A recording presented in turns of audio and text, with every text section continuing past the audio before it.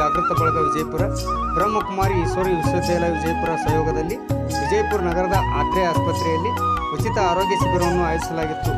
ಶಿಬಿರವನ್ನು ಉದ್ಘಾಟಿಸಿ ಮಾತನಾಡಿದ ನೇತ್ರ ತಜ್ಞರಾದ ಡಾಕ್ಟರ್ ಗುರುರಾಜ್ ಕುಲಕರ್ಣಿ ಅವರು ಮಾತನಾಡಿ, ಆರೋಗ್ಯವೇ ಭಾಗ್ಯವಾಗಿದ್ದು ಮನಸ್ಸು, ಯೋಗ, ಧ್ಯಾನ, ವಾಯು ವಿಹಾರದೊಂದಿಗೆ ಮನಸ್ಸು ಶಾಂತಗೊಳಿಸಿ ಆರೋಗ್ಯದ ಜೀವನವನ್ನು ಸಾಗಿಸಬಹುದಾಗಿದೆ ಎಂದರು. ಕಾರ್ಯಕ್ರಮದಲ್ಲಿ ಹೃದಯ ತಜ್ಞರಾದ ಡಾಕ್ಟರ್ ದೀಪಕ್ ಕಡೇಲಿ, ಅರವಳಿಕೆ ತಜ್ಞರಾದ ಡಾಕ್ಟರ್ ಪ್ರಶಾಂತ್ ಕುಲಕರ್ಣಿ, ದಂತ ವೈದ್ಯರಾದ ಡಾಕ್ಟರ್ ಸ್ಮೃತಿ ಕಡೇಲಿ ಹಾಗೂ ಮನೋಹರ್ ಜೋಶಿಯವರು ಉಚಿತ ಆರೋಗ್ಯ ಶಿಬಿರ ನಡೆಸಿಕೊಟ್ಟರು.